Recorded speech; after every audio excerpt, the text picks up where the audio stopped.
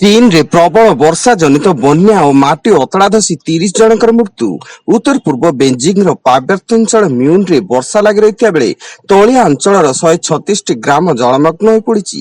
ଫଳରେ ବନ୍ୟା ପ୍ରଭାବିତ ଅଞ୍ଚଳରେ ରିଲିଫ ଓ ଉଦ୍ଧାର କାର୍ଯ୍ୟ ଲାଗି ଚୀନ ରାଷ୍ଟ୍ରପତି ସି ଜିନପିଙ୍ଗ ସ୍ଥାନୀୟ ଅଧିକାରୀଙ୍କୁ ନିର୍ଦ୍ଦେଶ ଦେଇଛନ୍ତି।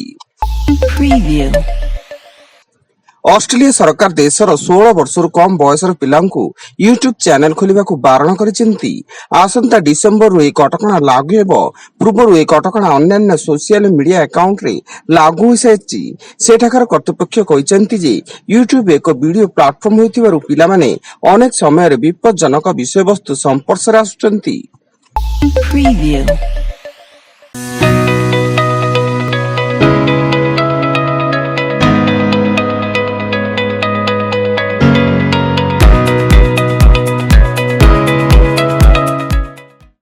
Preview.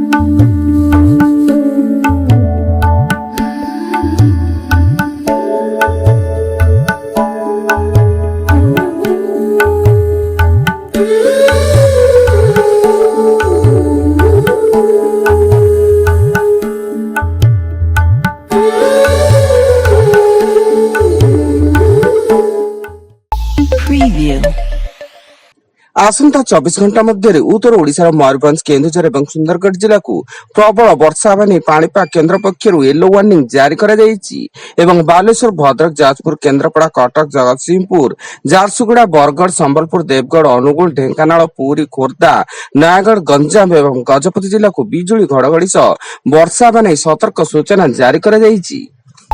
Preview. ଢେଙ୍କାନାଳ ଜିଲ୍ଲା ହିନ୍ଦୋଳ ଥାନା ବାଘଧରିଆ ଗାଁରେ ହାତୀ ଆକ୍ରମଣରେ 3 ଜଣଙ୍କର ମୃତ୍ୟୁ। ମୃତକମାନେ ହେଲେ ଝୁଲଣା ଦେହୁରୀ, କରୁଣାକର ଦେହୁରୀ ଏବଂ ଶଶି ସାହୁ। ଫଳରେ ସ୍ଥାନୀୟ ଲୋକେ କ୍ଷତିପୂରଣ ଦାବି କରିବା ସହ ହାତୀ ଆକ୍ରମଣରୁ ଲୋକଙ୍କୁ ସୁରକ୍ଷା ପାଇଁ ସ୍ଥାନୀୟ ଅଞ୍ଚଳରେ ସୌରବାଡ଼ ନିର୍ମାଣ ପାଇଁ ଦାବି କରିଛନ୍ତି। Preview.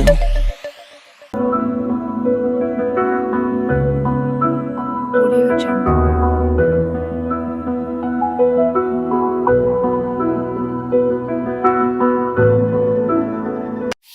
Preview.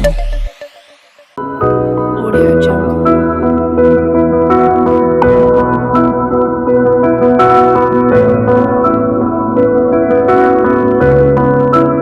Audio Jungle.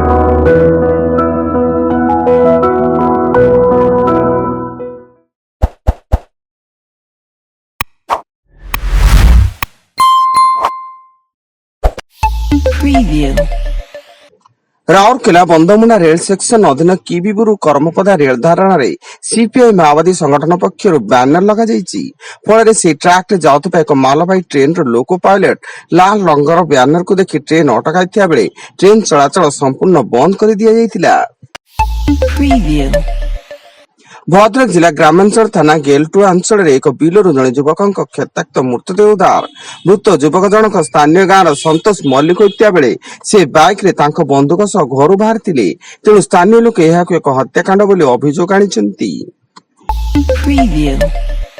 Digapahandi ଡେଙ୍ଗାଅସ୍ଥା SBI bank ନିକଟରେ ଅଧ୍ୟାପକଙ୍କୁ ମାଡ଼ ମାରିବା ସହ କାରର କାଚ ଭାଙ୍ଗିଲା ଯୁବକ। ଫଳରେ ପାଟପୁର ଥାନା ପୋଲିସ ଅଧ୍ୟାପକ ଓ ଯୁବକଙ୍କୁ ଉଠାଇ ନେଇ ପଚରାଉଚରା ଜାରି କରୁଥିବା ବେଳେ ଉକ୍ତ ଘଟଣାକୁ ନେଇ ସ୍ଥାନୀୟ ଅଞ୍ଚଳରେ ଉତ୍ତେଜନା ପ୍ରକାଶ ପାଇଛି। Preview.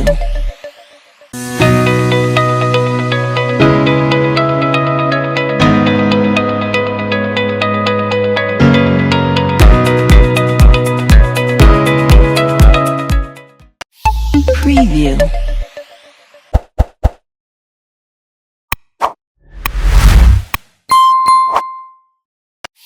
Preview.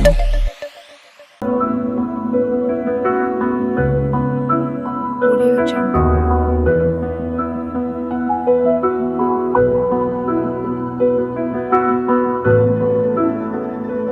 Audio Jungle. Preview. Bhadrak ଜିଲ୍ଲା ଆଖୁଆପଦା ଆନିକଟଠାରେ ବୈତରଣୀ ନଦୀର ଜଳସ୍ତର ସତର୍କ ସଂକେତ ଉପରେ ପ୍ରବାହିତ ହେଉଛି। ସତର୍କ ସଂକେତ 17.83 ମିଟର, ବିପଦ ସଂକେତ 18.33 ମିଟର ଥିବା ବେଳେ ଏହା 18.12 ମିଟରରେ ପ୍ରବାହିତ ହେଉଛି ଏବଂ ଜଳସ୍ତର ଧୀରେ ଧୀରେ ବୃଦ୍ଧି ପାଉଥିବାର ସୂଚନା ମିଳିଛି। Preview. ଭିଜିଲାନ୍ସ ଜିଲ୍ଲାରେ ପୁଣି ଭୁବନେଶ୍ୱର R&B ଡିଭିଜନ 3ର ସହକାରୀ ଯନ୍ତ୍ରୀ ଅଶୋକ କୁମାର ପଣ୍ଡା ଭିଜିଲାନ୍ସ ଭୟରେ ନଗଦ ଟଙ୍କା ଅନ୍ୟାନ୍ୟ ଜିନିଷ ଭର୍ତ୍ତି ବ୍ୟାଗ୍ ବାହାରକୁ ଫିଙ୍ଗି ଦେଇଥିଲେ, ଯାହା ଝରକାରେ ଲାଗି ରହିବାରୁ ତାହା ଭିଜିଲାନ୍ସର ଦୃଷ୍ଟିକୁ ଆସିଥିଲା। ତେବେ ବ୍ୟାଗ୍ରୁ 1 ଲକ୍ଷ ଟଙ୍କା, ସୁନା, ରୂପା, ଆଇଫୋନ ଆଦି ଜବତ ହୋଇଛି। Preview. ଏବଂ ଲଦାଖର ଗଲୱାନ ଉପତ୍ୟକାର ଚାରବାଗଠାରେ ଏକ ସେନା ଗାଡି ଉପରେ ବଡ ପଥର ଖଣ୍ଡ ଖସି ପଡିବା ଫଳରେ ଦୁର୍ଘଟଣାରେ 2 ଜଣ ସେନା ଅଧିକାରୀ ଶହୀଦ ହୋଇଛନ୍ତି ଏବଂ 3 ଜଣ ସେନା ଗୁରୁତର ଆହତ ହୋଇ ଲେହର ଏକ ହସ୍ପିଟାଲରେ ଚିକିତ୍ସା ଲାଗି ଭର୍ତ୍ତି। ସେନା ଗାଡିଟି ଦ୍ରୁବୁକରୁ ତୋଙ୍ଗଚାସ ଏକ ତାଲିମ ଯାତ୍ରାରେ ଯାଉଥିବା ବେଳେ ଏହି ଦୁର୍ଘଟଣା ଘଟିଥିବା ସୂଚନା। Preview.